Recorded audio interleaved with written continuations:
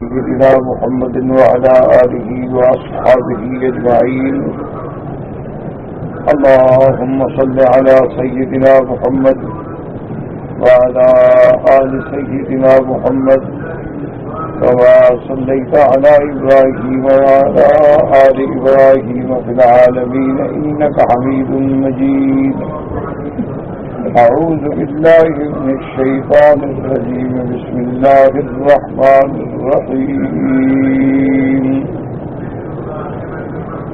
ليشهدوا منافع لهم ويذكروا اسم الله في أيام معلومات على ما رزقهم من بهيمة الأنعام فكلوا منها وأطعموا البائس الفقير ثم ليقضوا تفثهم وليوفوا نذورهم وليطوفوا بالبيت العتيق.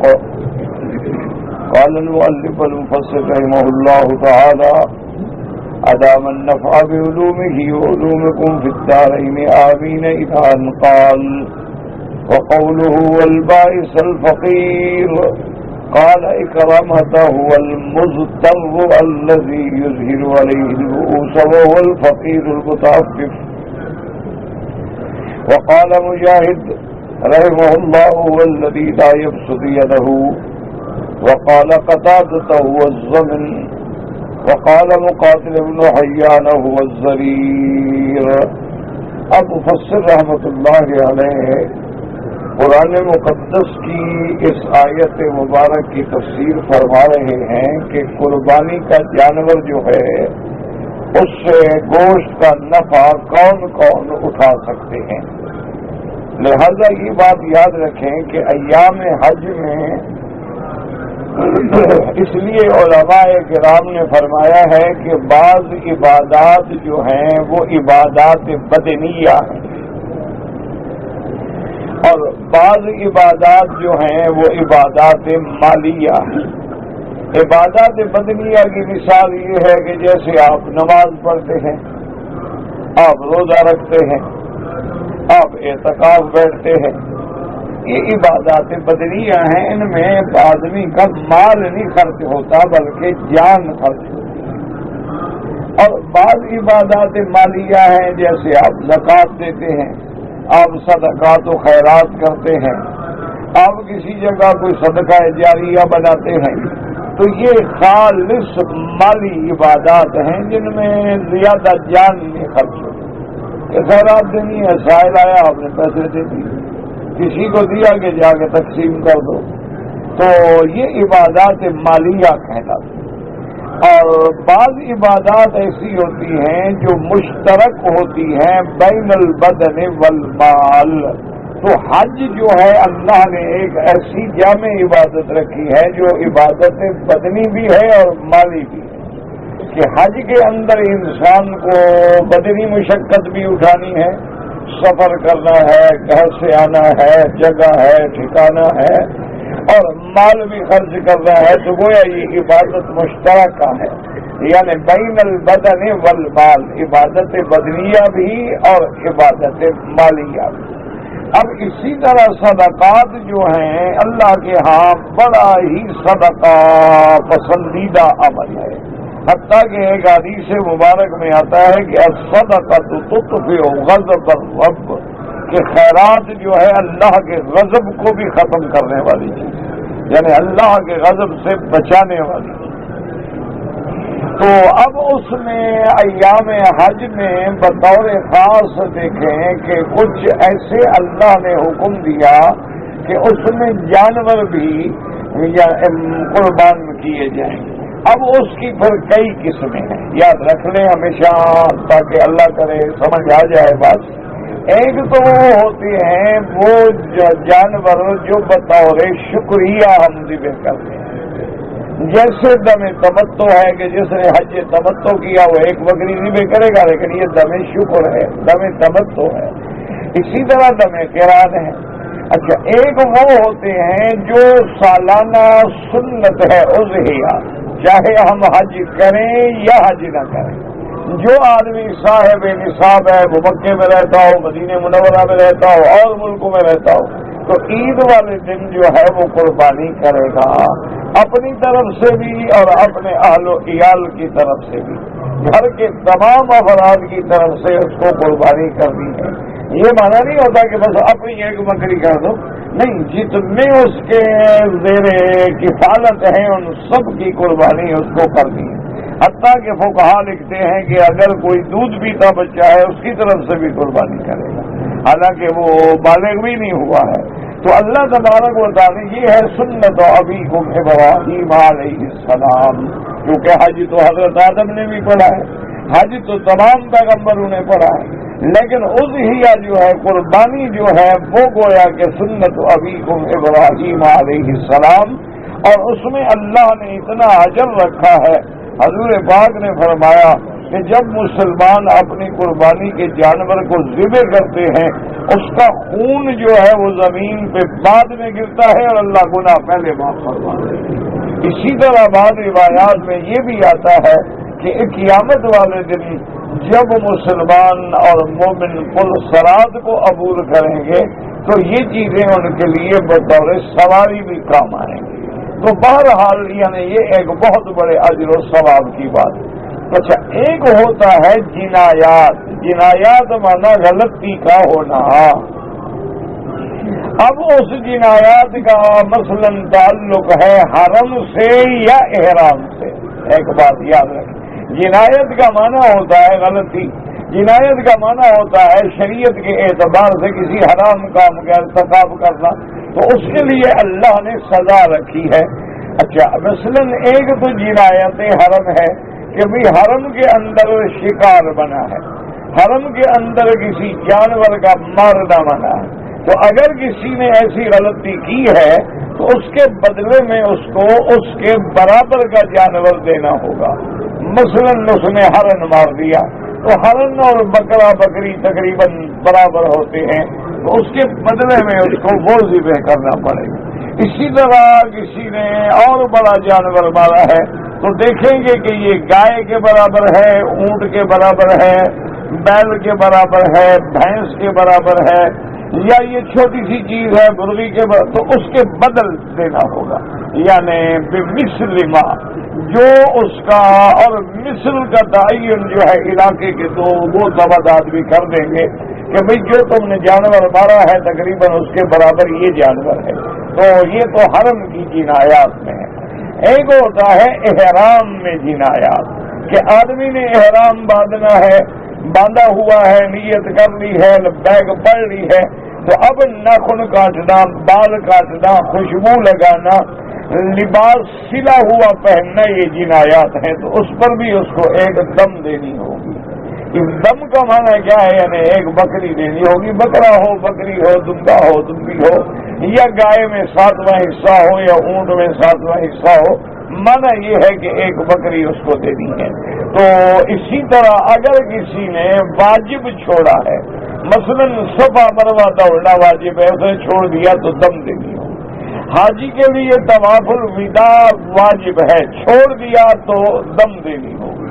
اچھا، بعض مقامات پہ بدنہ دینا ہوتا ہے، یعنی اونٹ دینا ہوگا کہ اگر ایک آدمی نے طواف زیارت سے قبل بیوی سے جمع کر لیا تو اب اونٹ دینا ہوگا.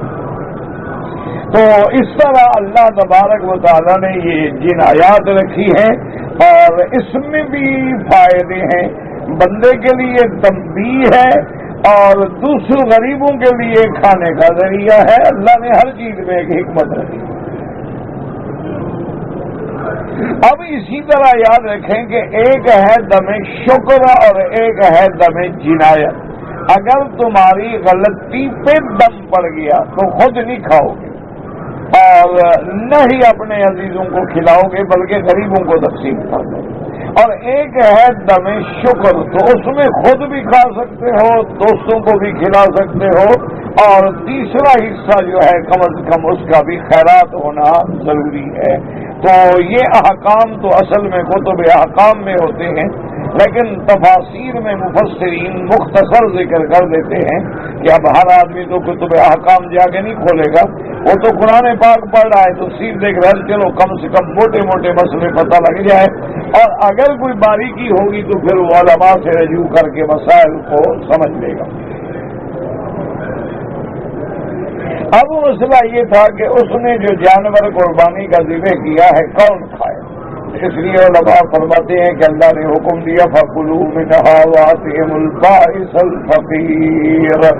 اب اس بات پہ بھی علماء نے فرما دیا کہ اس کا خود کھانا جو ہے وہ بھی سنت محمد مصطفیٰ صلی اللہ علیہ وسلم، اور امر جو ہے وجوب کے لیے نہیں استحباب کے لیے ہے، کہ جیسے حضور پاک صلی اللہ علیہ وسلم نے حج کے موقع پہ 100 اونٹ ذبح فرمایا، 63 اونٹ اپنے ہاتھ سے ذبح فرمایا، اور باقی کا حضرت علی رضی اللہ تعالیٰ عنہ کو وکیل بنایا، اور اس کے بعد حکم دیا کہ تمام جانوروں سے تھوڑا تھوڑا گوشت کا ٹکڑا کاٹ کے سالن بنائے، شوربہ بنایا، اور حضور پاک نے گوشت بھی کھایا اور شوربہ بھی نوش فرمایا۔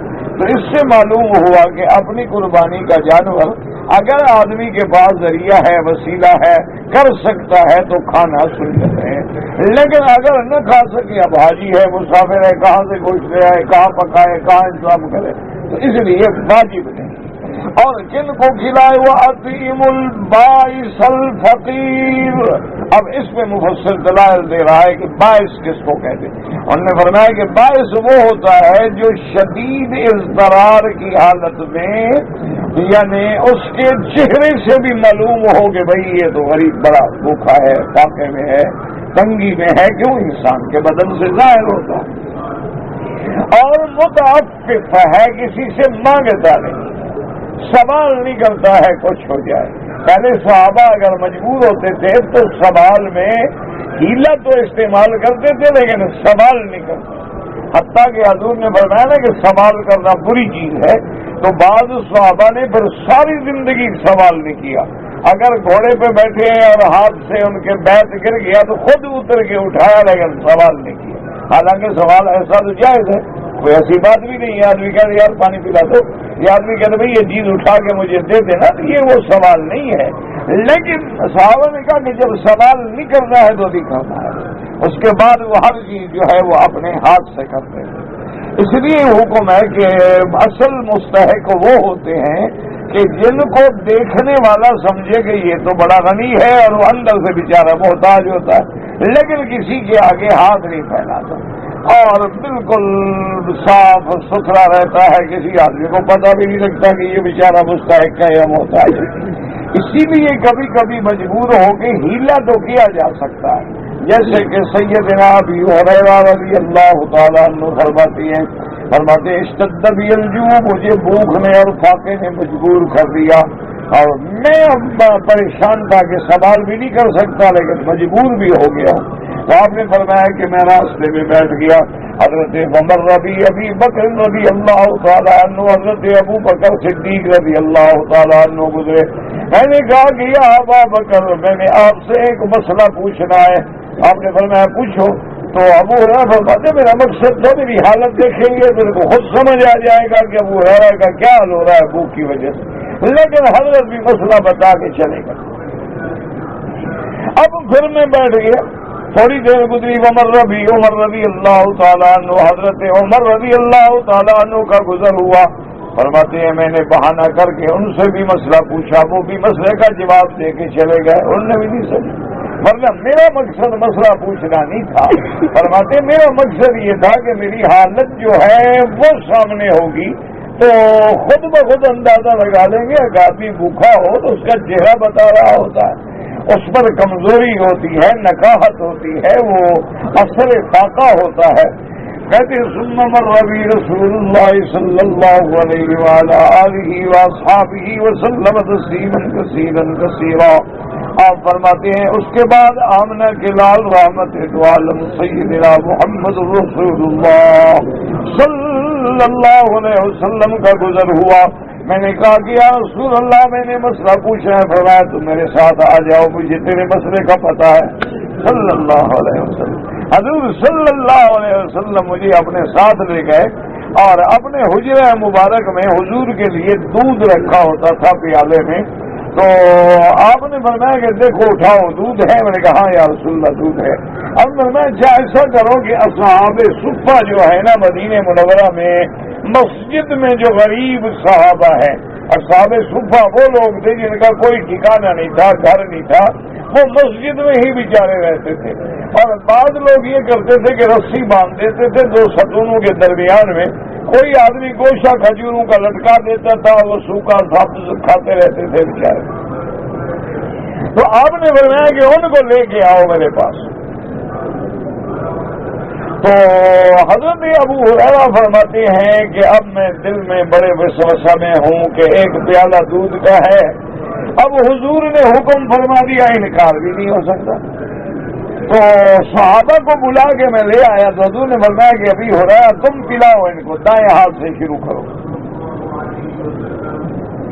حضرت ابو ہریرہ فرماتے اب حضور کا حکم ہے، حضور کے حکم کا انکار کون کر سکتا ہے. تو میں نے دائیں سے شروع کیا پلانے کے لیے. ایک نے پیا پھر دوسرے نے پیا، لیکن میں دل میں سوچتا ہوں کہ ابھی ختم ہو گیا. ایک پیالہ دودھ کا ہے، کتنے آدمی پیئیں گے اور مجھے تو پتہ نہیں ملے گا بھی کہ نہیں ملے گا. تو جب سارے صحابہ نے پی لیا، اب جب میں لیتا ہوں تو پیالہ تو اسی طرح بھرا ہوا ہے. حضور نے فرمایا اشرب یا ابا ہریرہ تم پیو. تو حضرت ابی ہریرہ فرماتے ہیں کہ خود اندازہ کرو جو بندہ 3 دن 4 دن سے فاقے سے ہو اس نے کتنا پیا ہوگا. اور فرماتے ہیں کہ میں نے بڑا زور لگا کے دودھ پیا اور اس کے بعد میں نے کہا الحمدللہ شفیت یا رسول اللہ. حضور الحمدللہ میں نے پیٹ بھر کے پی لیا. پھر میں نے اشرب یا ورا پھر پیو. تو حضرت ابو ہریرہ فرماتے ہیں میں نے دوبارہ پیا اور اس کے بعد میں نے کہا حضور میں تو بالکل سیراب ہو گیا. اشرب یا ورا پھر پیو. تو فرماتے ہیں میں نے تیسری دفعہ بھی پیا، لیکن چوتھی دفعہ جب حضور نے فرمایا کہ اشرب، میں نے کہا حضور اب تو یہ ناک سے نکل رہا ہے. اتنا میں نے پی لیا ہے کہ اب تو ناک سے بہنے پہ آ گیا ہے. تو حضور مسکرائے، آپ نے ہمارا شاپ مجھے دے دو، آخر میں پی لیتا ہوں. تو حضور صلی اللہ علیہ وسلم یہ بھی شریعت کا مسئلہ ہے کہ ساقی القوم آخرہم، کہ پلانے والا جو ہے وہ آخر میں پیتا ہے. یہ بھی آداب ہیں، سنت ہے رسول اللہ صلی اللہ علیہ وسلم. اسی لیے حکم ہے کہ اگر مہمان ہیں اور تم مہمانوں کے ساتھ کھانا بیٹھ کے کھا رہے ہو، تم سب سے آخر میں اٹھو، آرام آرام سے تھوڑا تھوڑا کھاتے رہو، تاکہ مہمان یہ نہ سمجھے کہ دیکھو وہ تو کھا کے چلا گیا، سمجھیں گے یار پیٹو ابھی تک کھا رہا ہے، دیکھو میں تو کھا کے چلا گیا. تو یہ بھی آداب ہے، سنت ہے رسول اللہ کی صلی اللہ علیہ وسلم کہ اگر گھر میں مہمان آ گیا ہے تو بڑے آرام سے اس کو کھلاتے رہو. اگر تمہارا دل نہیں بھی کر رہا تھوڑا تھوڑا کھاتے رہو. تم سب سے آخر میں اٹھو تاکہ مہمان اچھی طرح اپنا پیٹ بھر کے کھانا کھا سکیں. تو حضور صلی اللہ علیہ وسلم کے صحابہ سوال نہیں فرماتے تھے، لیکن یہ ایک حالت کا نظر آ جانا یا ہیل کے طور پہ عمل کرنا جو ہے وہ جائز ہوتا ہے. اب اس لیے مفسر رحمۃ اللہ علیہ فرماتے ہیں کہ حضرت ابن عباس فرماتے ہیں کہ اس سے مراد کون ہے، اور حضرت مجاہد فرماتے ہیں هو الذی لا یبسط یدہ، یہ وہ مراد ہے جو ہاتھ نہیں پھیلاتا، کسی سے مانگتا نہیں ہے. وقال قتادہ هو الزمن، حضرت قتادہ فرماتے ہیں یہ وہ لوگ ہیں جو بیماریوں میں مبتلا ہوتے ہیں. اللہ معاف کرے، کوئی بندہ ہے اس کو بیماری ہے، کوئی برس ہے، جزام ہے، فالج ہے، بیماری کی وجہ سے پڑا ہے، کام کاج کے قابل نہیں ہے، تو وہ زیادہ مستحق ہے. وقال مقاتل ابن حیان هو الضریر، مقاتل ابن حیان فرماتی ہیں کہ اس سے مراد وہ نابینا لوگ ہیں، معذور ہیں، بیچارے دیکھ نہیں سکتے، کہاں جائیں کہاں کمائیں. وقوله ثم ليقضوا تفثهم وليوفوا نذورهم وليطوفوا بالبيت العتيق. قال علي بن ابي طلحه هو ذو الحرام من حلق الراسين ولبس الثياب وقصر الاظافر ونحو ذلك. اب جب تم نے قربانی کر لی ہے اب حکم ہے، اللہ نے فرمایا ثم لیقضوا تفثهم، قربانی کرنے کے بعد اب اپنی میل کچیل اتارو۔ کیسے اتارو؟ حضرت ابن عباس فرماتی ہے وضع الاحرام، اب احرام کھولنا ہے۔ کیسے کھولو گے؟ من حلق الراس، کہ تم پہلے اپنا سر مڈاؤ، اس کے بعد جو ہے کپڑے پہنو، اپنے ناخن کٹواؤ، اپنی میل کچیل جو بدن پہ جم گئی ہے غسل کر کے اس کو بھی دور کر لو۔ تو اب اس قرآن کی آیت میں بھی غور کریں۔ اسی لیے امام ابو حنیفہ رحمۃ اللہ علیہ اس مسئلے میں بڑے سخت ہیں۔ وہ فرماتے ہیں کہ جب آدمی حج پہ آتا ہے تو اس کے لیے ضروری ہے کہ وہ عرفات سے واپس آنے کے بعد سب سے پہلے رمی جمرات کرے، کنکری مارے، کنکری مارنے کے بعد قربانی کرے، اور قربانی کرنے کے بعد جو ہے وہ حلق کروائے۔ وہ کہتے ہیں کہ یہی ترتیب ہے، اور اسی ترتیب کا قرآن نے بھی یہی ذکر کیا ہے کہ اللہ تبارک و تعالیٰ فرماتے ہیں کہ اپنے جانوروں کو ذبح کرو، اس کے بعد فرماتے ہیں فَكُلُوا مِنْهَا وَأَطْعِمُوا الْبَائِسَ الْفَقِيرَ ثُمَّ لْيَقْضُوا تَفَثَهُمْ۔ اب قربانی کرنے کے بعد سر مڈا کے احرام کھولو۔ تو کہتے ہیں قرآن میں بھی یہی ترتیب ہے، اور حضور پاک نے بھی اسی ترتیب پہ عمل فرمایا ہے کہ آپ نے پہلے کنکری ماری، کنکری کے بعد آپ نے قربانی فرمائی، قربانی کے بعد آپ نے حلق فرمائی، اس کے بعد غسل فرما کے آپ نے لباس تبدیل فرمایا۔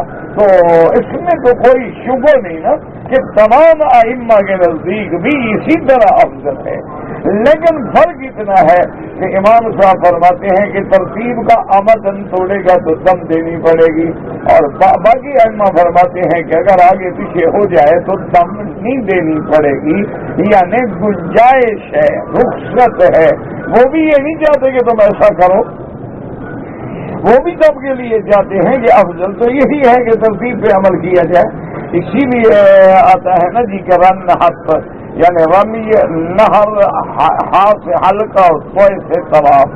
تو اس کو امام شافعی رحمۃ اللہ علیہ کے ایک شاگرد نے اپنی کتابوں میں جمع کیا ہے کہ رن ہاتھ یعنی الرمی والنہر والحلق والطواف، اس کو جب جمع کریں گے تو بنے گا رن ہاتھ۔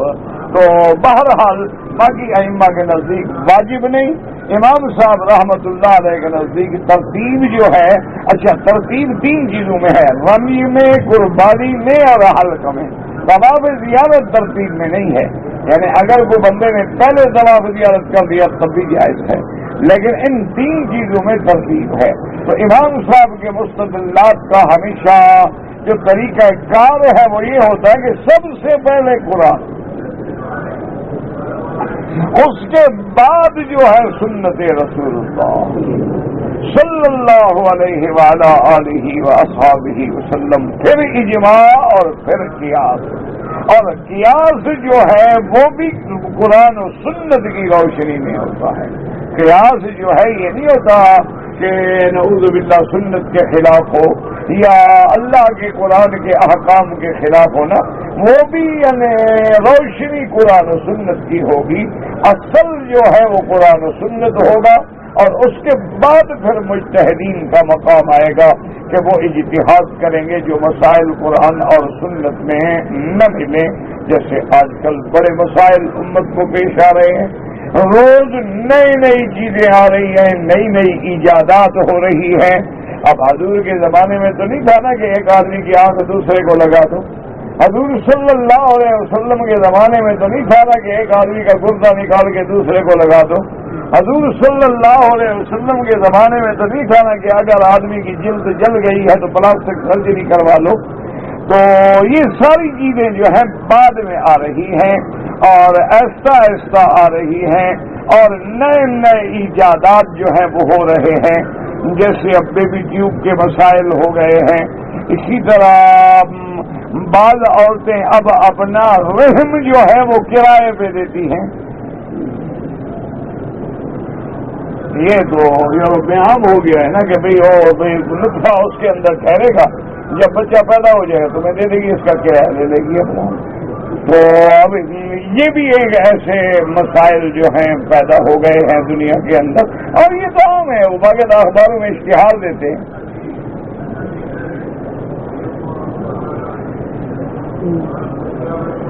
آدمی حیران تو ایسے ہوتے ہیں کہ یہ کچھ ہے نیا مسئلہ ہے. تمہارے اپنے ملک میں جن لوگوں نے کرائے پہ عورتیں طوائفیں گھر میں رکھی ہیں وہ کیا ہے؟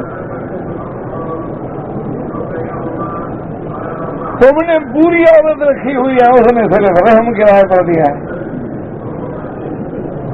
وہ کم کوئی بھی نہیں ہے. فرق اتنا ہے کہ وہ بدبخت جو ہے جو کام کرے بتلا دیتا ہے. تم کام بھی کرتے ہو اور نیکی کے دعوے دار بھی ہو. ہمارے کتنے آدمی ہیں ماشاءاللہ, داڑیوں والے, قرآن پڑھنے والے, حدیث پڑھنے والے, طواف کرنے والے, نمازیں پڑھنے والے, شام کو دروازے بند کر کے فلمیں دیکھتے ہیں لیکن بتاتے ہیں. انا للہ و انا الیہ راجعون. ان لوگوں نے ان چیزوں کو پابندیوں کا, یعنی انسانی آزادی ہے, اس کی مرضی ہے وہ چرچ میں جائے, اس کی مرضی ہے وہ گرجے میں جائے, اس کی مرضی ہے وہ اسلامک سینٹر میں جائے. یعنی اس کی بیٹی اسلام لانا چاہتی ہے, اسلام کی اسٹڈی کرو, کبھی نہیں کہے گا کہ آپ کیوں کر رہے ہیں. ٹھیک ہے, وہ کہتا ہے اگر وہ اسلام سمجھنا چاہتی ہے سمجھے. اور جو گناہوں میں ڈوبنا چاہتا ہے وہ کہتا ہے ٹھیک ہے جی ڈوب جاؤ, ٹھیک ہے, اس کی آزادی ہے, جو چاہے کرے. تو اس لیے اب جب یہ مسائل پیش آئے ہیں تو الحمدللہ ثم الحمدللہ علماء کو اللہ جزائے خیر دے, انہوں نے باقاعدہ اس پہ اجتہاد کر رہے ہیں. اب رابطہ عالم الاسلامی نے المجمع الفقہ الاسلامی کے نام سے ماشاءاللہ 70-80 ملکوں کے علماء ہیں جو ان مسائل پہ بیٹھ کے غور کرتے ہیں. اسی طرح ہند میں, انڈیا میں حضرت مجاہد الاسلام فوت ہو گئے رحمت اللہ علیہ. انہوں نے بھی فقہ اکیڈمی کی بنیاد رکھی اور وہ بھی وہاں سالانہ اجلاس ہوتا ہے اور اس میں جدید مسائل پیش ہوتے ہیں. پچھلے سال حیدرآباد میں سبیل السلام میں تھا, مجھے بھی دعوت آئی, بس میں بدقسمتی سے جا بھی نہیں سکا. ویسے بھی میرے جیسے جاہل آدمی کو وہاں کیا کر رہا تھا, علماء کا کام ہے, تو بہرحال میں نہیں جا سکا. تو وہاں پر بھی یہ مسائل پیش ہوتے ہیں کہ بھئی اب امت کے سامنے یہ حالات آ گئے, کیا کیا جائے.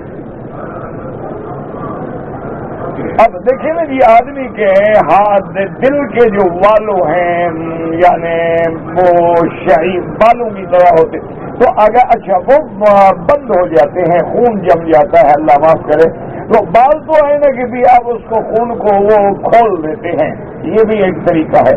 لیکن نہ ہو تو پھر وہ بال ہی تبدیل کرنا پڑتا ہے. اب بال جو تبدیل ہوتا ہے تو وہ خنزیر کا بھی ہو سکتا ہے, وہ کسی حلال جانور کا بھی ہو سکتا ہے, وہ پلاسٹک کا بھی ہو سکتا ہے. اچھا خدا کی شان ہے, جتنے حرام ہیں وہ سستے ہیں, جو حلال ہیں مہنگے ہیں. تو اب یہ مسائل امت کو درپیش ہے. اسی طرح امت کے لیے اب حضور پاک نے فرمایا ہے کہ اس وقت تک بیع آپ نہیں کر سکتے جب تک وہ چیز آپ کے ملک میں, آپ کے تصرف میں, آپ کے قبضے میں نہ ہو, آپ بیچ نہیں سکتے. یہ حدیث رسول اللہ صلی اللہ علیہ وسلم کہ بھئی میں اینک بیچنا چاہتا ہوں, پہلے اینک میرے پاس ہے. اس کی مثال یوں سمجھو, میں کہتا ہوں کہ یہ جو پرندے ہوا میں اڑ رہے ہیں سودا کرو تو یہ حرام ہے, کیوں میرے قبضے میں بھی نہیں ہے, میں کیسے سودا کر رہا ہوں. یا میں کہتا ہوں کہ جی اس دریا میں جو مچھلیاں ہیں میں بیچتا ہوں, بھائی میرے پاس ہے ہی نہیں, بیچنے کا کیا مطلب. اس لیے قاعدہ ہے کہ ہر وہ چیز بکے گی جو تیرے ملک میں بھی ہو اور تیرے قبض میں بھی ہو, تصرف بھی ہے, قبضہ بھی ہے, ملک بھی ہے, اب تم بیچو گے. اچھا اب تو جناب ساری بزنس یوں ہوتی ہے کہ مثلا میں نے چینی کا ایک جہاز منگوایا, اب چینی کا جہاز اپنے ملک سے روانہ ہوا ہے اور میں نے یہاں سودا کر دیا, نہ وہ میرے قبضے میں ہے, نہ وہ میرے تصرف میں ہے, نہ میں نے دیکھا ہے وہ چینی کیسی ہے, جہاز تو اپنے ملک سے چلا ہے نا، اس کو آنے میں کم از کم 10 دن لگیں گے، 15 دن لگیں گے، پھر وہ آگے پہنچے گا بندرگاہ پہ اترے گا، پھر اسٹور میں آئے گا، قبضہ ہوگا، لیکن میں نے پہلے بیچ دیا۔ تو اس لیے اب یہ امت کو مسائل درپیش ہوئے، تو اب علماء نے بیٹھ کے اس پہ اجتہاد کیا کہ بھئی جب ہم نے وہ چینی خریدی ہے تو اس ایگریمنٹ کے جو کاغذات ہیں وہ ہمیں بینک کے ذریعے پہنچ گئے ہیں، ہم نے ایل سی کھولی تھی یا ہم نے کریڈٹ پہ خریدا تھا یا ہم نے نقد پہ خریدا تھا، وہ کاغذ ہمیں بینک نے گارنٹی دے کے دے دی ہے، تو گویا وہ کاغذ ہمارے قبض میں ہے، تو مانا وہ چینی ہمارے قبض میں ہے، وہ مال ہمارا ہے، چونکہ ملکیت کے کاغذ میرے پاس ہے، لہذا میں نے بیچ دیا تو بیچنا جائز ہے، گویا کہ میرا قبض بھی ہے، تصرف بھی ہے، ملک بھی ہے، اس لیے میں نے آگے بیچ دیا ہے۔ تو اب یہ جو مسائل پیش آئیں گے تو اس کے لیے الحمدللہ ثم الحمدللہ علماء امت جو ہیں ہمارا جھگڑا نہیں ہے۔ بعض لوگ کہہ دیتے ہیں کہ جی پارلیمنٹ اجتہاد کرے، ہم کہتے ہیں لاکھ دفعہ پارلیمنٹ اجتہاد کرے، ہمارا کوئی اختلاف نہیں ہے۔ جن کو استنجا کرنا بھی آتا ہو،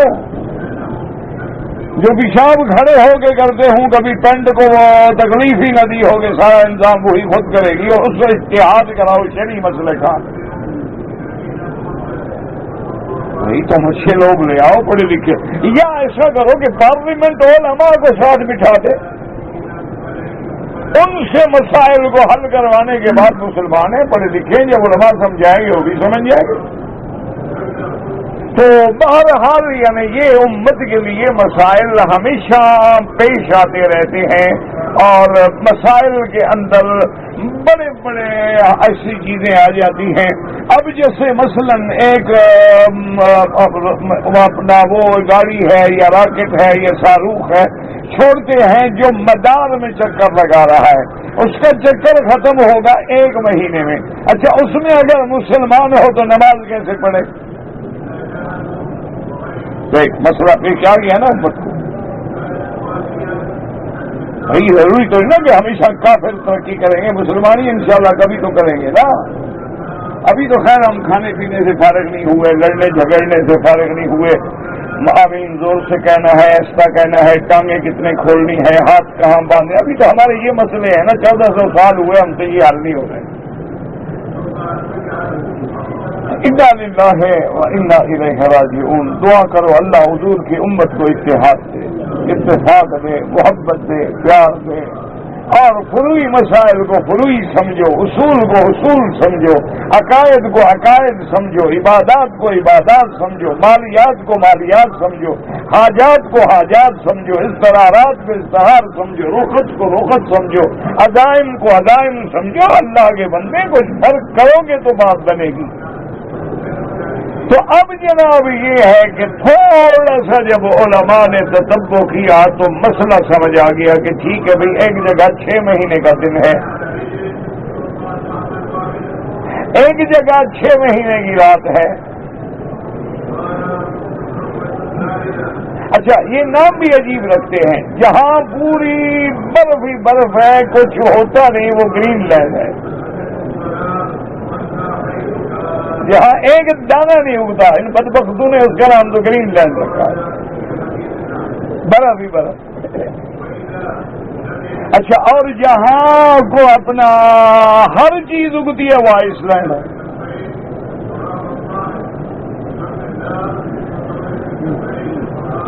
ویسے ہمیں کہتے ہیں جی کہ صبح صادق اور صبح کاذب کا کیا مانا، ابھی تمہارا گرین لینڈ آئس لینڈ کا کیا مانا؟ تو اب جناب یہ ہے کہ وہاں نماز کیسے ہوگی، تو ہمارے پاس دین موجود ہے۔ حضور سے پوچھا گیا کہ ایک وقت آئے گا کہ جب ایسا اندھیرا مدینہ منورہ میں چھا جائے گا کہ 3 دن تک سورج کا وجود بھی نظر نہیں آئے گا واقع حرہ میں، اور اس کے بعد یہ ہے نہ رات اور دن کا پتہ نہیں لگے گا۔ یا حضور نے فرمایا کہ صحابہ نے پوچھا حضرت دجال کتنی دن رہے گا؟ آپ نے فرمایا 40 دن۔ تو انہوں نے فرمایا کہ حضور جاری فرمایا ہاں پہلا دن جو ہے وہ تمہارے سال کے برابر ہوگا، دوسرا دن جو ہے مہینے کے برابر ہوگا، تیسرا دن جو ہے وہ ہفتے کے برابر ہوگا، اور باقی جو دن ہے وہ تمہارے دنوں کے برابر ہوں گے۔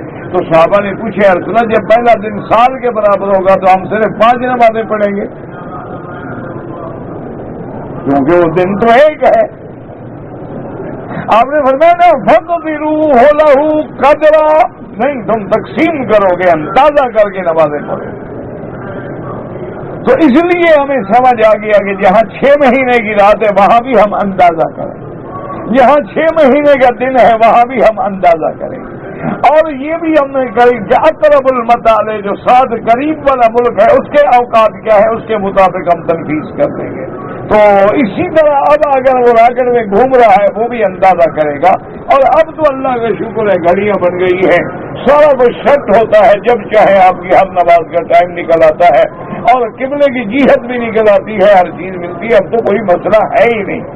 لیکن ان مسائل پر امت کے غور و فکر کے لیے بہت بڑے دروازے ہیں اور بہت بڑے راستے ہیں، اور اللہ علماء کو جزائے خیر دے جو پوری الحمدللہ محنت کر رہے ہیں اور امت کو جدید مشکلات سے نکالنے کے لیے قرآن و سنت کی روشنی میں مسائل کا حل پیش کر رہے ہیں، اور انشاءاللہ اور یہ قیامت تک ہوتا چلا جائے گا۔ تو اس لیے ہمیشہ یاد رکھیں کہ یہ احکام اس لیے ہیں کہ ان کے اندر بڑی بڑی حکمتیں ہیں۔ اب جیسے علماء نے فرمایا ہے کہ بھئی ایک معنی ہے اندھا ہو، تو جو آدمی قربانی کرے گوشت تقسیم کرنے کے لیے پہلے اندھے تلاش کرے۔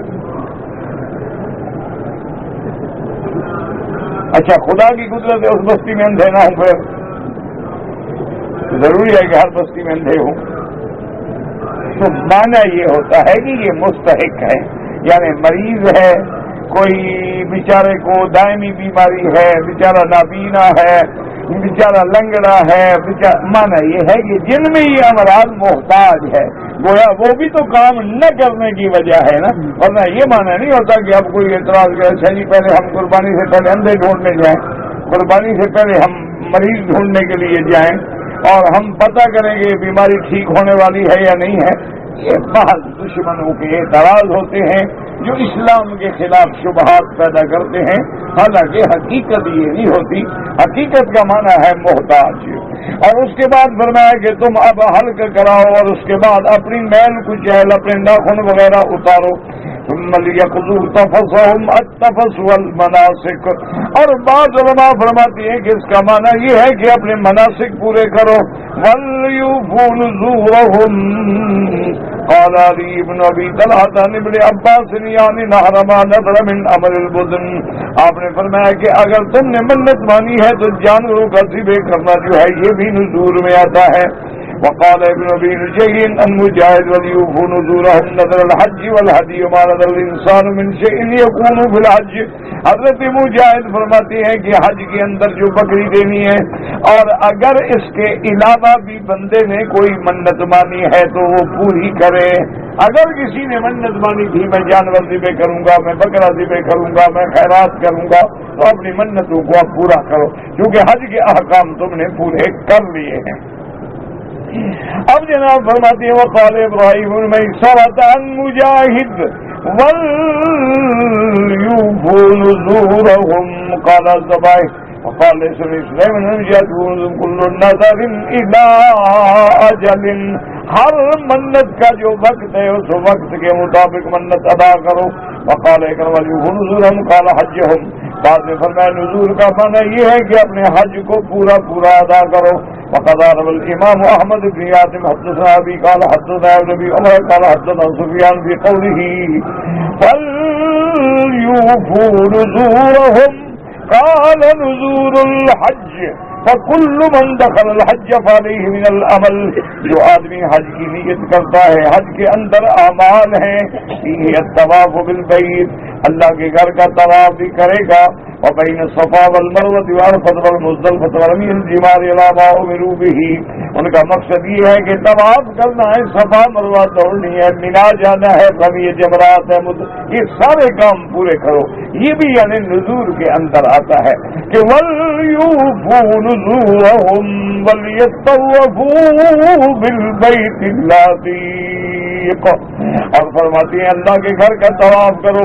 اس سے مراد کیا ہے؟ طواف الواجب یوم النحر، کہ وہ 10 تاریخ کو جو تمہارے ذمہ طواف زیارت ہے، طواف افاضہ ہے، یہ حج کا رکن ہے، یہ حج کا فرض ہے، اس کو پورا ادا کرو. وقال ابن ابي حاتم حدثنا ابي قال حدثنا موسى بن اسماعيل قال حدثنا حماد بن ابي حمزه قال قال لي ابن عباس اتقرا سوره الحج يقول الله تعالى وليطوفوا بالبيت العتيق فإن آخر المناسك الطواف بالبيت العتيق. قلت هكذا صنع رسول الله صلی اللہ علیہ وسلم. حضرت ابن عباس نے فرمایا ابھی حمزہ سے تقرأ سورۃ الحج، کیا تم نے سورۃ الحج پڑھی؟ ہم نے کہا. ہم نے فرمایا اللہ نے فرمایا وَلْيَطَّوَّفُوا بِالْبَيْتِ الْعَتِيقِ، تو معنی یہ ہے کہ یہ آخری کام جو ہے وہ اللہ کے گھر کا طواف ہے. کل تو میں نے کہا حضرت ابن عباس سے آپ ٹھیک فرما رہے ہیں. ہاکذا صنع رسول اللہ صلی اللہ علیہ وسلم، اسی طرح میرے محبوب نے، محبوب کائنات سیدنا محمد مصطفیٰ صلی اللہ علیہ وسلم نے فرمایا لما رجع الی منا یوم النحر، جب آپ مزدلفہ سے منا تشریف لے آئے 10 تاریخ کو، بدأ برمی الجمرۃ، سب سے پہلے آپ نے کنکریاں ماری اور وہ بھی جمرۃ العقبہ پہ. فرماها بسبع حصیات، آپ نے 7 کنکریاں ماری جمرۃ العقبہ پہ. ثم نحر هدیہ، پھر آپ نے اپنے قربانی کے جانور ذبح کیے. اس کے بعد وحلق رأسہ، پھر آپ نے اپنے سر پہ اس طرح پھروایا. اس لیے یاد رکھو حج پڑھو یا عمرہ کرو تو اس طرح پھروانا افضل ہے. حضور پاک نے اس طرح پھروانے والوں کے لیے 3 دفعہ دعا کی ہے.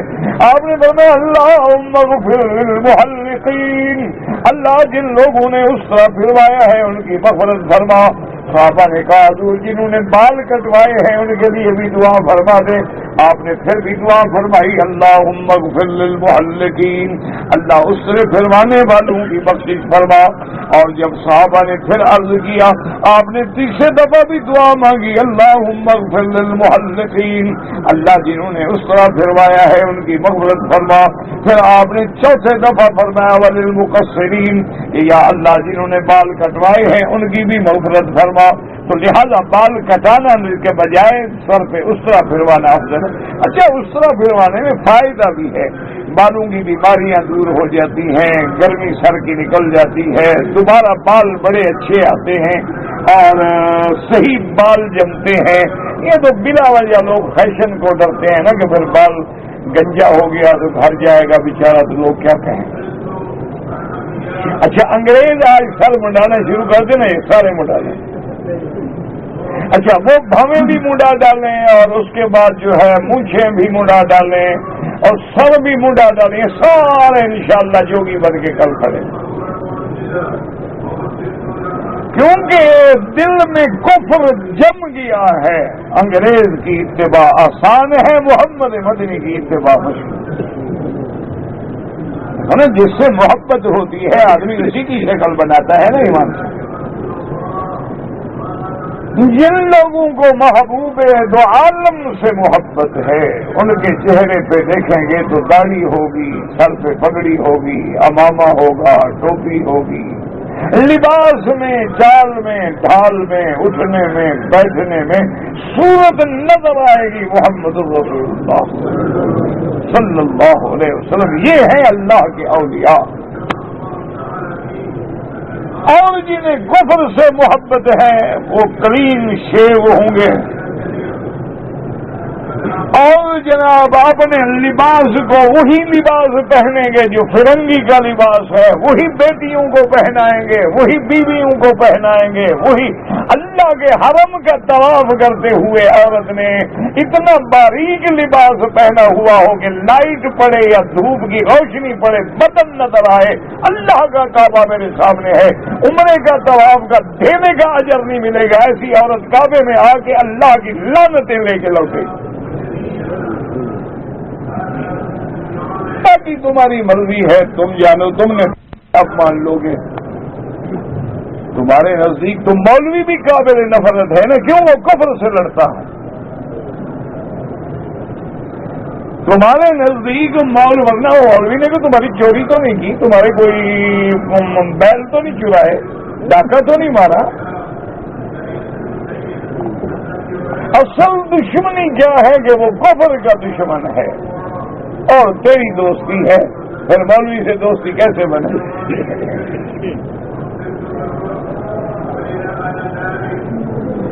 اسی لیے حضور نے فرمایا تھا کہ میری امت پہ ایک وقت آ جائے گا، آپ نے فرمایا صحابہ سے کہ دین کے 10ویں حصے پہ بھی عمل کرے گا تو نجات پا جائے گا۔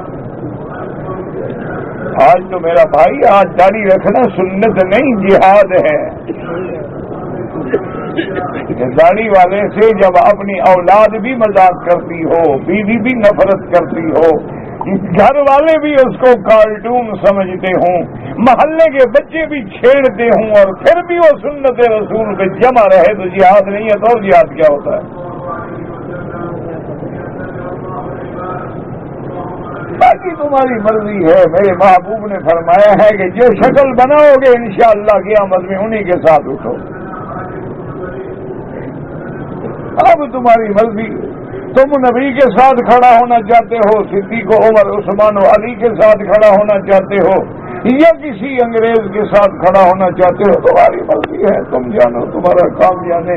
ہمارے ذمے تو بتلانا ہے، سجھانا ہے، سمجھانا ہے، منوانا تو ہمارے ذمے نہیں ہے کہ ہم کسی کو منوا لیں۔ یہ حدیث ہے کہ من تشبہ بقوم فہو منہم۔ آج ہماری بیٹیاں باقاعدہ ہندوؤں کے تلک لگاتی ہیں، اسی طرح ساڑی باندھتی ہیں کہ آدھا پیٹ اور آدھا پشت جو ہے وہ ظاہر ہو، اسی طرح جناب ہماری ماڈل جو ہیں وہ اپنے زیورات کی نمائش کرتی ہیں، اسی طرح جناب وہ چلتی ہیں، اور اسی طرح ایک ایک لباس کو ایک ایک اپنے انگ پہ دکھلاتی ہے ساری دنیا کو۔ ایمان سے کہو یار، یہ مسلمانوں کا عمل ہے؟ اللہ اکبر! یعنی اندازہ کریں، مسلمان ملک ہیں، مسلمانوں کی اخباریں ہیں، فیشن بھرا ہوا ہے۔ ایئر کنڈیشن بیچنا ہو تو عورت کا فوٹو لگائیں گے کہ وہ جناب سردی سے ٹھٹر رہی ہے اور کپڑے ایسے کر کے بیٹھ رہی ہے۔ سگریٹ بیچنی ہو تو عورت کو ننگا کریں گے، اریا کریں گے۔ تم نے عورت کو اتنا ذلیل کر دیا، اسلام نے اسے فاطمہ بنایا، اسلام نے انہیں سیدہ خدیجہ بنایا، اسلام نے انہیں سیدہ عائشہ کا مرتبہ دیا، اسلام نے اسے عزت دی، عظمت دی، اسے ایسا نگینہ بنایا کہ جس کی حفاظت فرض ہو جاتی ہے۔ تم نے اس کو اوپن ایئر تھیٹر بنا دیا ہے اور کہتے ہو آزادی دے رہے ہو اسلام۔ تم سے بڑا دشمن تو عورت کا پیدا کوئی نہیں ہوا۔ تم نے تو اس کو چائے کی پیالی بنا دیا ہے کہ ہوٹل میں ایک پی کے گیا پھر اور آ گیا، اس کو مل گئی۔ اسلام نے تو اس کو اتنا بڑا مقام دیا ہے، اتنی بڑی عظمت دی ہے کہ اللہ کا نبی ہے، اسی حرم میں، اسی جیرانہ کے مقام پہ صحابہ کہتے ہیں کہ ہم حیران ہو گئے کہ ایک بوڑھی عورت ہے اور دیگ لگا کے آ رہی ہے، اور حضور کھڑے ہوتے ہیں، چادر بچھا کے بٹھاتے ہیں، اور وہ جو کہتی ہے حضور کہتے ہیں ٹھیک ہے۔ انہوں نے کہا فلاں کہہ دی چھوڑ دو، فرمایا ٹھیک ہے۔ انہوں نے کہا مال واپس کر دو، فرمایا ٹھیک ہے۔ صحابہ کہتے ہم حیران ہو رہے ہیں کون ہے؟ جب وہ چلی گئی اس نے فرمایا یہی تو ہے جو مجھے دودھ پلایا تھا۔ اللہ کا نبی کہے کہ ماں کے پاؤں کے نیچے جنت ہے، تم نے ماؤں کے پاؤں کے نیچے فلم بنا دی۔ انا للہ و انا الیہ راجعون۔ اس کے علاوہ اور ہم کیا کہہ سکتے ہیں؟ یا ہمارے بس میں کیا ہو سکتا ہے؟ ایمان سے کہیں کہ سیدہ فاطمہ الزہرا رضی اللہ تعالی عنہا تو یہ وصیت کریں کہ علی میرا جنازہ رات میں پڑھ دینا۔ فرمایا کیوں؟ کہا میں نہیں چاہتی میرے جنازے پر کسی کی نظر پڑے۔ اور ہماری بیٹیاں جناب دوپٹہ بھی لیتی ہیں تو اس کو کلف لگا کے یا کندھے پہ ڈالتی ہیں جیسے احرام باندھا ہوا ہو اجتباع کر رہی ہو۔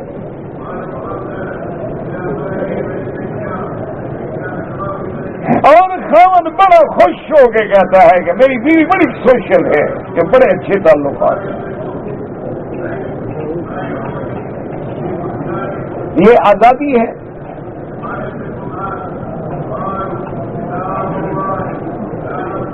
یہ مولویوں نے نہیں بنایا جی، مولوی ابھارتے ہیں۔ ایک آدمی آیا سو حضور کے دروازے کے سامنے کھڑا ہوا، دروازے میں ایک دم حضور غصے میں باہر آئے۔ آپ نے فرمایا چاہتا تھا کہ میں نیزہ لگا کے تیری آنکھیں نکال دوں، دروازے کے سامنے کیوں کھڑے ہو؟ دروازہ کھلے گھر والوں پہ نظر پڑے۔ اگر تیری غیرت مر جائے تو ہم کیا کریں؟ لیکن ایک حدیث حضور کی سن لو، یہ مولوی کی بات نہیں۔ فرمایا من لا غیرت لہ لا ایمان لہ، جس بندے میں غیرت نہیں اس کے اندر ایمان ہی نہیں ہوتا۔ بے ایمان میں کیا غیرت، بے حیا میں کیا غیرت؟ غیرت تو ایمان والے میں ہوگی نا۔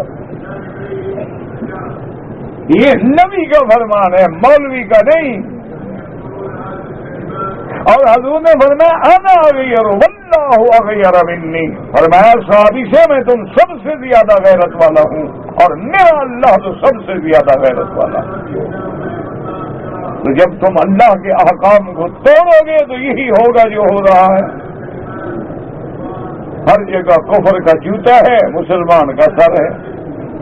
ہر جگہ ذلت ہے، خواری ہے، خون مسلم کی ارزانی ہے، ہر جگہ فساد ہے، ہر جگہ افتراق ہے، ہر جگہ ابتلا ہے۔ اگر فصل زیادہ ہو جائے پھر بھی ہمیں کھانے کو نہیں ملتا، کم ہو جائے پھر بھی ہمیں کھانے کو نہیں ملتا۔ یعنی اندازہ کرو، اللہ تبارک و تعالی رحمت فرمائے، ہم تو سوچ ہی نہیں سکتے کہ 270 روپے گوشت کا 1 کلو۔ انا للہ و انا الیہ راجعون۔ لیکن مسلمان کو فکر نہیں، وہ کہتے ٹھیک ہے ہم نشہ بیچیں گے، ہیروئن بیچیں گے، 1 پھیرے میں کروڑ مل جائے گا، 270 کے بجائے 480 کا بیچیں گے۔ اور اسی فراڈ سے ہم نے اللہ کے گھر کو بھی معاف نہیں کیا۔ یہاں بھی وہی جو جادو، ٹونا، دھوکہ، فریب، فراڈ، فوٹو بدلنے، چوریاں کرنا، ڈاکے مارنا، قتل کرنا، زنا کرنا۔ اخباروں میں پڑھا ہوگا تم نے کہ فیکٹریاں بنائی ہوئی ہیں جن میں کئی ملین CDs پکڑی گئی ہیں ننگی فلموں۔ یہ کافر تھے، یہودی بنا رہے تھے، مسلمان بنا رہے تھے۔ اچھا اگر ایک مال بکتا ہی نہ ہو تو ملین میں کون بنائے گا؟ مانا خریدار ہیں تو بن رہا ہے نا۔ خریدنے والے کون ہیں؟ سکھ ہیں، ہندو آتے ہیں خریدنے۔ انا للہ و انا الیہ راجعون۔ یا اللہ رحم فرما، ہمارے گناہ ہیں معاف فرما دے، بس اپنے عذاب رفع فرما دے۔ ہمارے گناہ ایسے ہیں میرا مولا کہ ہم تو ایک قدم رکھنے کے بھی قابل نہیں ہیں، لیکن تیری رحمت ہمارے گناہوں سے بڑھ کر ہے۔ اللہم لا تہلکنا بذنوبنا، اللہم لا تعذبنا بذنوبنا، اللہم لا تمنعنا بفضلک بذنوبنا، یا اللہ اللہم ارحم امت محمد۔ کہتے جی کہ سعودی عرب میں ٹیلی فون پر نکاح جائز ہے، نہ سعودی عرب میں جائز ہے نہ کسی غیر ملک میں جائز ہے۔ یہاں کوئی قانون بدل جاتا ہے، تمہارے یہاں شریعت بدل جاتی، کسی جگہ بھی ٹیلی فون پہ نکاح جائز نہیں۔ اور اس میں میرا عزیز تیرا بھلا ہے، تو شریعت کو نہ سمجھے تو ہم کیا کریں؟ آواز بدلی جا سکتی ہے، تمہارا ایجاب و قبول کرایا جا سکتا ہے، جب جاؤ وہاں تو وہ لڑکی ہی نہ ہو تو پھر کیا کرو گے؟ اس لیے اگر تم نے نکاح کرانا ہے ٹیلی فون کی ضرورت نہیں ہے، بڑی آسان سی بات ہے، تم ایک خط بنا لو، ایک کاغذ بنا لو کہ میں مسمی فلاں اپنا باپ یا چاچا یا بھائی یا دوست کو وکیل بناتا ہوں شرعی کہ فلاں لڑکی بنت فلاں سے حق المہر اتنے کے عوض میرا جا کے نکاح کر دے، وہ دو گواہوں کی دستخط کرا لو، اپنے پاس رکھ لو کہ ان کو بھیج دو، وکیل جا کے تمہارا نکاح کر دے، بس کوئی فون کی ضرورت نہیں، کوئی ویڈیو ٹیلی فون کی ضرورت نہیں، کوئی جناب اور آج کل ایک رواج آ گیا ہے نا جی کہ وہ کیمرہ لگا دیتے ہیں کہ سارے گھر کی عورتیں بیٹھے، اور یہ بات یاد رکھو یہ جتنا تمہارے موبائل کیمرے ہیں یا ویڈیو پہ فلمیں بناتے ہو سب سے پہلے یہ ان کے پاس سٹور ہوتی ہے، اور پھر وہ یہی تمہاری ماں بہن کی فلمیں بیچ کے پیسہ کماتے ہیں۔ جب آپ یہاں کلک کریں گے سب سے پہلے ان کے یہاں اسٹور ہو جائے گی، اس لیے آپ کبھی جو ہے نا جی پکچر میسج بھیجیے نا، دیکھیں آپ کم سے کم 2-3 منٹ لگیں گے آپ کو جانے میں، وہ جلدی نہیں جاتا۔ کیوں نہیں جاتا؟ وہ پہلے وہاں اسٹور ہو رہا ہوتا ہے، باقی تمہاری مرضی ہے جی۔ کہتے جی انگوٹھی میں پتھر کا نگ پہننا جائز ہے، بالکل جائز ہے، لیکن اس کو نفع نقصان سمجھنا جو ہے وہ حرام ہے۔ یہ سمجھنا کہ فیروزہ پہنوں گا تو نقصان ہوگا اور یاقوت پہنوں گا تو فائدہ ہوگا، اور میرا ستارہ فلانا ہے تو تجھے فلانا نگ مناسب ہوگا، یہ بالکل کفر و شرک کی باتیں ہیں، ان کا اسلام سے کوئی تعلق نہیں۔ نہ جو لوگ ایمان سے کہو تمہیں پیسے لے کر نام لیتے ہیں، نام پوچھتے ہیں، تاریخ پیدائش کون سا مہینہ، پھر مہینے کے حساب سے وہ ستارے نکالتے ہیں، اس کے مطابق پتھر نکالتے ہیں کہ بس یہ پتھر پہنو گے نا جناب تو تمہیں دروازے دولت کے کھل جائیں گے۔ وہ بدبخت اپنے لیے پتھر نکال کے نہیں پہن لیتا کہ تمہارے پیسوں کا محتاج نہ رہے، تم سے پیسے منگوا رہا ہے۔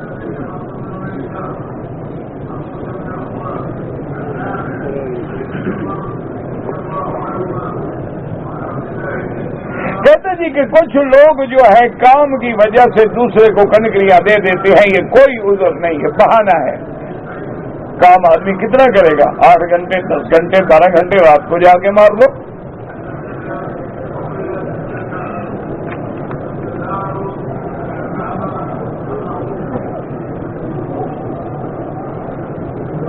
اگر والد اپنی بیٹی سے کہے کہ اس آدمی سے شادی کر لو لیکن بیٹی راضی نہ ہو تو والد کو شریعت میں جبر کرنے کا حق نہیں۔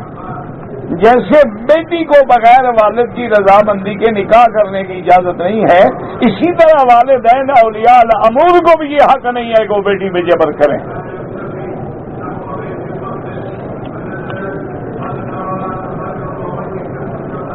کہتے جی کہ اللہ والے لوگوں کو پہچاننا ہو تو ہم کیسے پہچانیں گے؟ شرابی کو کیسے پہچانتے ہو؟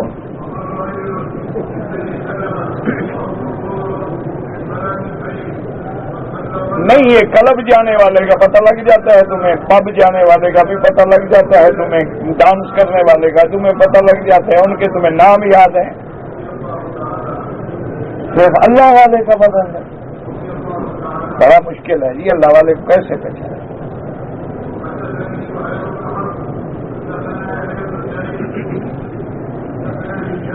الا ان اولیاء اللہ لا خوف علیہم ولا هم يحزنون۔ اور اولیاء اللہ کون ہیں؟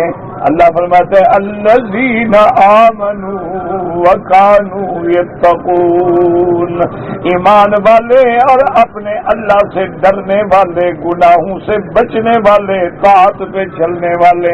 قد افلح المؤمنون الذین هم فی صلاتهم خاشعون۔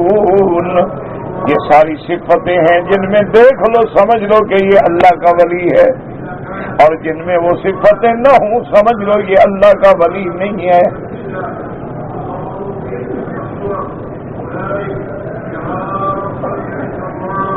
ایک منہ بولی بہن اپنے بھائی سے پیار کرتی ہے، بالکل حرام ہے، کوئی منہ بولی بہن نہیں ہوتی۔ آج کل حقیقی بیٹیوں کو لوگ معاف نہیں کرتے، ایک منہ بولی بہن بنا رہا ہے۔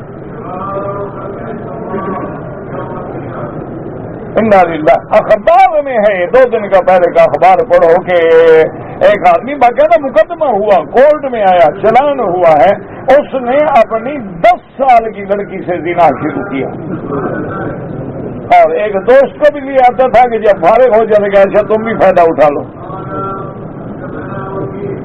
باپ بیٹی سے تو منہ بولی بہن ہے، پیار کرتی ہے، ہم سے تو آج تک کسی نے پیار نہیں کیا، بڑے خوش قسمت ہو تم سے پیار کرتی، ہم سے تو تم نہیں کرتے ہو۔ سب یہ فرق بالکل شریعت کے خلاف ہے۔ اگر طواف زیارت سے پہلے یعنی سر بھی نہیں مڈایا، حلق نہیں کرایا، طواف زیارت نہیں کیا، بیوی سے جمع کر لیا تو خود نہ دینا ہوگا۔ اگر عام صدقہ ہے، ہر آدمی کھا سکتا ہے، ہاں کھا سکتا ہے، کہ چین میں اگلے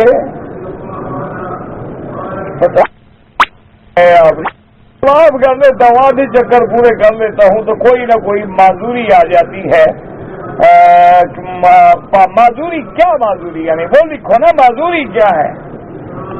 وضو ٹوٹ گیا، چھوڑ دو، وضو کر کے پورا کرو۔ یہ تو نہیں ہے کسی کو ملنے چلے جاؤ تو معذوری آ گئی تھی۔ میں اپنی بیوی کو عمرے پہ بلانا چاہتا ہوں، اس کا بچہ ہے، عمر 9 سال ہے، بچہ 9 سال کا تو محرم نہیں بن سکتا جب تک بالغ نہ ہو۔ بہرحال کوشش کرو کہ کوئی محرم اس کے ساتھ آئے۔ ایک آدمی امام کے ساتھ آخری 2 رکعتوں میں شامل ہوا ہے تو سلام پھیر کے کھڑا ہو جائے، 2 رکعتیں پوری کرے، اس میں وہ پڑھے گا، فاتحہ بھی پڑھے گا۔